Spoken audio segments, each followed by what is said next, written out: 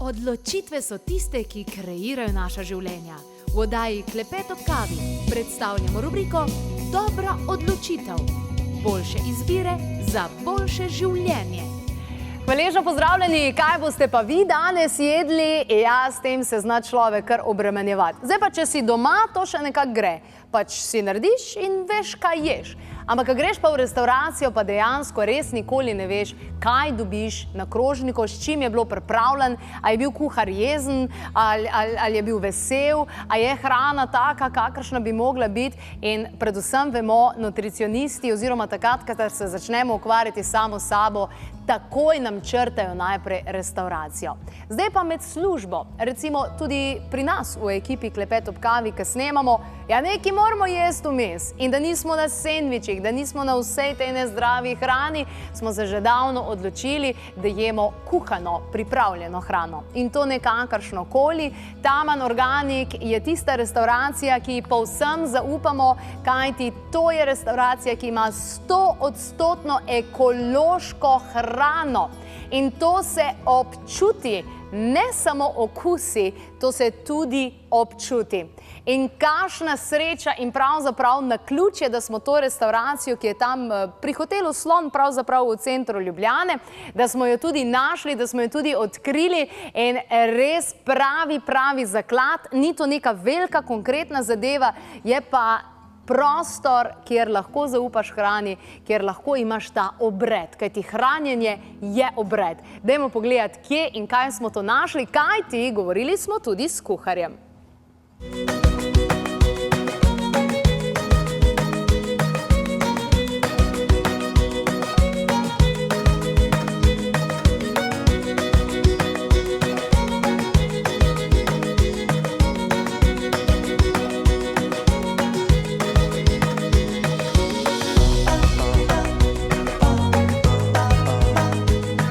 Ja, v bistvu sem že prej, 6 let sem že vegan, tako da že 6 let delam s tako hrano in postopoma se čedalje bolj učim razumeti okuse vsake sestavine.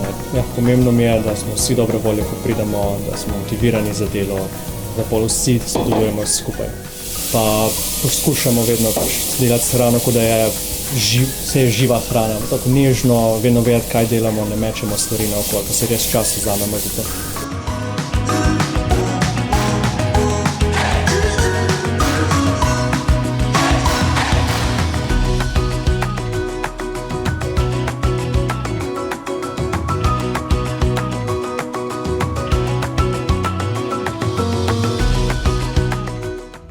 Takole in ja, kuhar, tam je dobre volje in ta prav, to je tudi nad vse pomembno. Danes pa v svoji družbi pozdravljam, lepo pozdravljena, dobrodošla Gorazd Halič in pa dr. Sebastian Perko. Lepo pozdravljena, dobrodošla, hvala, ker ste se odzvala povabilo. Zdaj, vemo, vi imate tudi zobozdravstveno ordinacijo, še poleg tega ste kar precej v akciji. Ena taka razgibana, dinamična in ekološka restauracija pa tudi zahteva svojo predanost. Ampak moraš to živeti, ne, tudi ta še način. Jaz verjamem, da vi osebno ne greste pol domov pa jeste pohane zrezke pa tak, ne? Načeloma ne. V bistvu, ko si nekaj časa v kontaktu z ekološko hrano, pa potem poskuši spet nazaj konvencionalno pridelano hrano, dejansko čutiš to razliko. Naši možgani si zapomnijo to čistost hrane in dejansko to potem tudi prepoznajo, čim več ni ekološko pridelano. Jaz bi rekla, ampak to so zdaj moje domneve, ne? Da ste vi tudi kot zobozdravnik verjetno tukaj zob videl, ne? Glede na to, mislim, je zobovje drugačen in dlesni in vse, je odvisno od tega, kaj jemo?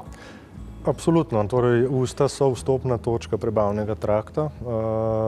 Hrana definitivno vpliva na to, na bolezenske procese v ustih. Tukaj predvsem mogoče se na prvo oko ne vidi toliko ekološko ali ne ekološko, pač pa se vidi zmanjšano sladkorjev, predvsem teh enostavnih, to je pri zobnih gnilobja.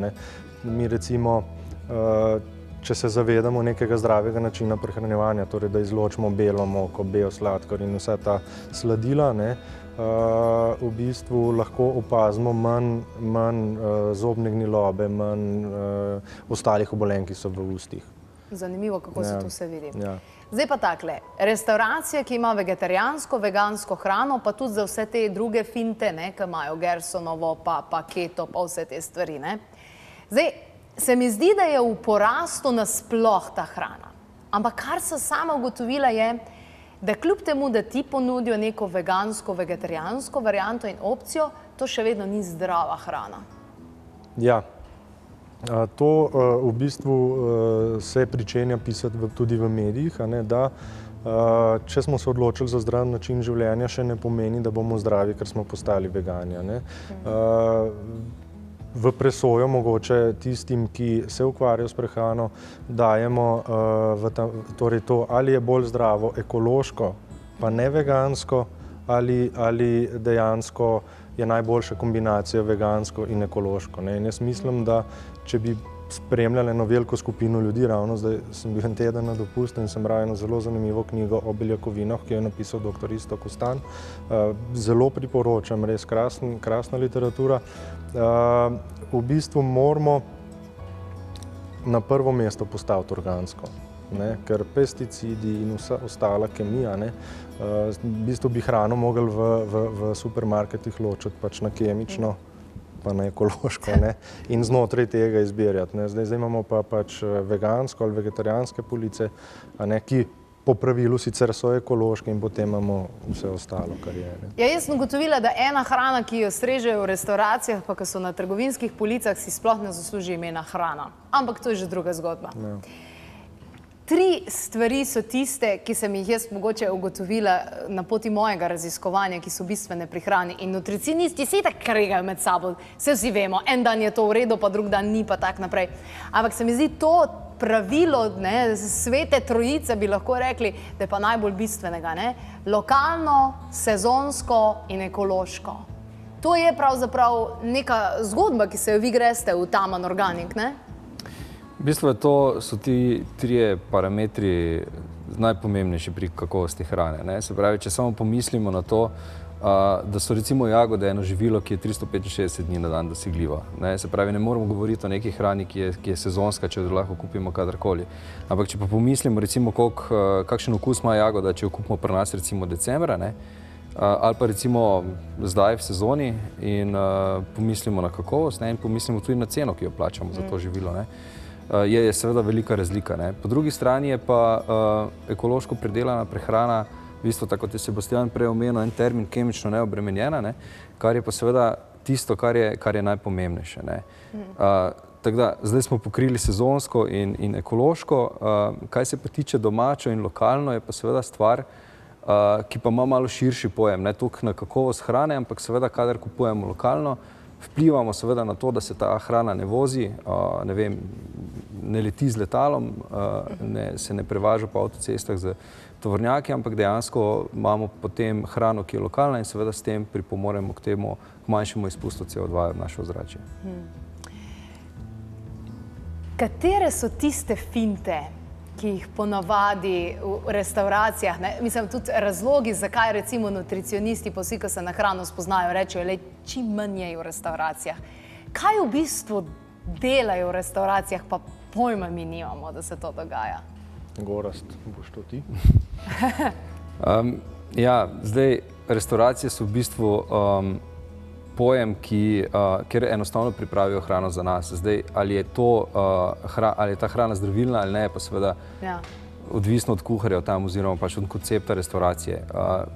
Pri nas pripravljamo hrano na enak način, kot bi si pripravljali hrano doma v gospodinjstvu. To si vsi želimo, pa vsi mislimo zmotno, ne, pri večini restavracij. Ja, res je. Mi dejansko ne uporabljamo nekih agresivnih cvrtnikov, odprtih žarov ali kakršnih koli mikrovalovnih pečic, ne. Tega recimo pri nas tudi ni, ne. Tudi recimo niti nismo vstavili indukcijske pečice oziroma indukcijskih kuhališč. Gre dejansko za način priprave hrane, ki je takšen, da hrana obdrži čim več hranilnih vrednosti in pa kar je najpomembnejše, da dejansko hrana ne spremeni svoje kemične strukture, da bi kakorkoli bila nevarna zdravju. To se mi zdi. Mi smo celo, to sem se zdaj spomnil, ne, celo zmerimo temperaturo olja, a ne, ker olivno olje na neki dosti visoki temperaturi, tam okrog 180 stopinj, razpade, a ne, in se koristen učinek spremeni v škodljivega, ne, nekih nenasičenih maščobnih kislin, ne, se pojavijo trans, ne bi bile celo rakotvorne, ne, in pač imamo zmerjene temperature, ne, torej pri nas je napolnvi tam okrog 120, tako da lahko tudi z olivnim oljem kaj pripravimo, ne. Ja, pri nas gleda tako, ko imamo snemalni dan, zjutraj najprej naša kolegica izpiše, kaj je pri vas na jedilniku, ko pridemo k vam iskat hrano. In potem, mislim, vsakič sem navdušena ravno zaradi tega, ker sama tudi kot zdravstveni delavec poznam hranilno vrednost hrane in zmeraj znova ugotovim, pa pismo, evo, to je v nulo dejansko razdeljeno, se pravi, imate fokus tudi na tem, kar se tiče pri posameznem obroku, da ni preveč, ne vem, glikemičnega indeksa visokega, ker potem ti cukor pade, da je dovolj beljakovin, da je dobra uravnoteženo za ogljikovih. Dejansko, mislim, to se ziher ne more zgoditi vam po naključju, no? Ne, seveda so to naprej izbrane jedi oziroma pač naprej prirejeni meniji, ne. In točno posledica tega je, kaj ste zdaj povedali, seveda ta uravnoteženost prehrane, je to, da opažamo, da je med našimi gosti tudi zelo veliko število mesojedih ali pa, bom rekel, navadnih jedcev, ne, ki so se odločili, da pridejo k nam ravno zaradi tega, ker je to ekološko, ne, pridelano in seveda želijo storiti nekaj za svoje zdravje. No, ekipa oddaje Klepet ob kavi ni 100% vegetarijanska in veganska. En del smo vegani in vegetarijanci, drug del pa ne. Ampak je zanimivo, v filmski industriji, recimo na svetovnem merilu, nikoli vmes med snemanji, kakor imamo mi, ne dajo neke klasične hrane, meso in podobno, ker so ugotovili, da produktivnost ljudem pade. In ravno to je tisto, kar se mi zdi, da je zelo pomembno, da človeka podpre kot gorivo ravno do tukaj, ne, da se ne počutiš, ne, da boš potem dejansko zaspal. Zdaj, mi dva nisva gostinca, ne, to je vaše področje, vi ste tukaj življenje temu predal, ne. Ampak jaz, ko grem v gostilno oziroma restauracijo, z mano noben noče več iti, ker jaz tu kompliciram, tam včasih bi šla kar kuhno pogledat. Vi ste me pa spustili v kuhno. Aha, no. Ja, to sem bila pa dejansko navdušena.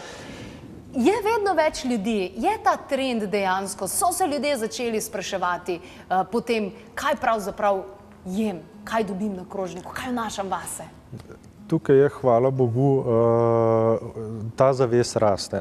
Ljudje smo ugotovili, da in to zdaj in konvencionalni ali zahodni, ajurvedski, kitajski zdravniki, ne vem kakšni, ne glede na to kdo, da hrana dejansko je nekaj, kar uživamo vsak dan, in da s hrano lahko pač vnesemo največ škodljivih snovi.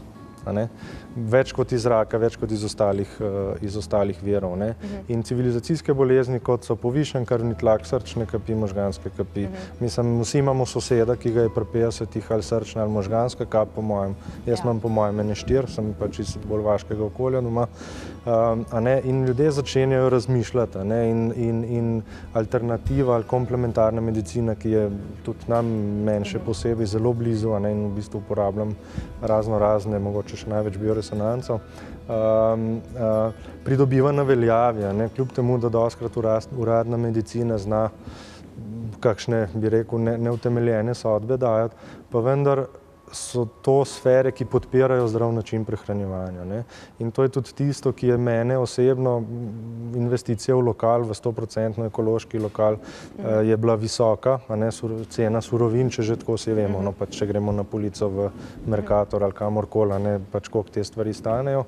Vendar vera in lastna izkušnja v to, da je to edino, kar ti, tako kot ste rekli, ko poješ kosilo, nisi zaspan, ne rabiš 2 ure, da se ti tisto usede vse tukaj notri. Ker kvaliteta obroka se pokaže 2 uri kasneje dejansko, ne? Tako. In recimo mi družinsko ta stil življenja živimo že zelo dolgo, jaz sem ga že prej, tudi ko sem bil še samski. In jaz, če grem v neko restauracijo, jaz bi znal po mojem povedati koncentracijo, ki mi je noter, ker če grem v nek prav tisti fast food, ki je na drugo stran ulice, pri nas sem šel probat, Mislim, mene je vse začelo srbeti, jaz sem srčni utrip, sploh nisem mogel, pa sem šel 2-krat. Se Da sem pravi, probal, a je zdaj to res, ali sem se jaz kaj čuden počutil tisti dan. In taman je nastal ravno iz tega naslova, ne, torej iz tega zavedanja, ne, da jaz želim umreti zdrav. odlično. Izdihant, Kot odločitev. ne razumete? Ja. Kadarkoli, se saj ni pravi, važno. jaz zdaj razumem. Ne? Vi ste zobozdravnik, pa veliko delate, imate tole zobno ustno medicino. Ja, ne? ja. In vmes se vam ni ljubilo hrane s sabo nositi in pa ste pač odločili, da boste imeli eno fajn varianto zraven. Ne? Recimo. Ker Taman, oziroma Taman, Ja. Taman, Ja. Taman, ni glih ne, to masovna, ne, nimate glih ne vem koliko prostora zdaj, da bi lahko ne vem kakšne zaključne družbe imeli tam noter. Smo pa opazili tole varianto, ki se tudi mi poslužujemo in ste me zelo navdušili s tem, da dejansko date v tako sustainable vzdržljivostno, mislim, da je to izraz, embalažo, ne, se pravi take away za odnes, ne. Ja, embalaža naša je v bistvu tudi ekološko razgradljiva, ne? Čeprav zgledajo mogoče določeni deli, da so iz plastike, pa niso, ne? Ampak so dejansko iz koružnega škroba, kjer jih lahko v bistvu zavržete tudi na kompost ali pa med organske odpadke in se potem stopijo. Ja, seveda take away oziroma vzeti s sabo je ena od naših ponudb, ne? Ravno zaradi tega, ker, kot ste sami rekli, je v bistvu restauracija relativno mala. Ampak ne glede na vse, mislim, da imamo odpiralni čas takšen, da tudi če mogoče kdo ne pride na vrsto za kosilo, lahko pride tudi potem za večerjo ali pa pozno popoldan. Dostave pa neke pecikle sem zdaj videla, neke take finte, ne, pa tale e-hrana tudi dejansko dostavi vašo hrano, ne, to imajo neke finte. Tako je, to imamo v bistvu preko portala e-hrana, imamo dogovorjeno, da nam oni vršijo dostavo po centru Ljubljane. Zdaj, kolo imamo en takšen lušen cargo bike, s katerim pač dostavljamo malo večje količine hrane, torej ne zdaj, če nam nekdo naroči eno kosilo, ampak pač malo večjo količino. Drugače pa seveda smo veseli, če pridejo k nam v restauracijo. Wow. Hvala, zato ker naša ekipa ni nikoli lačna, ker smo zmer zadovoljni, ker smo zmer hvaležni zaradi tega, ker lahko produktivni smo dejansko cel dan, ker nas to res podpre. Hvala lepa. Takole, danes smo torej govorili o tej krasni možnosti, ki jo imamo v Sloveniji, povsem ekološka restauracija, ki pa ima eno veliko negativno plat, slabo stran, o kateri pa nismo še govorili, in sicer ta, da je samo v Ljubljani, v centru Ljubljane. Ja, ne, sej nekaj pač takega je. Ampak, ko pridete v Ljubljano, vsekakor si v svoj obisk nekje napišite tudi, da to poskusite, ker to je pravzaprav res tisto doživetje, ker ni pomembno to, da nekaj zmečeš v sebe, ampak ko imaš obred hranjenja. In to je tisto, kar je pomembno. Še kakšna informacija tudi na www.klepetobkavi.si, no mogoče se pa kdaj vidimo ravno v tej restavraciji. Jaz sem kar stalna. Tako je, spoznanje potop je za vse tiste, ki se niso nikoli potapljali, ne, dejansko, da poskusijo potapljanje, da vidijo, če to za njih, ne, in pol mora biti, seveda lahko nadaljuje tudi na pol tečaj potapljanja, ne, večdnevni.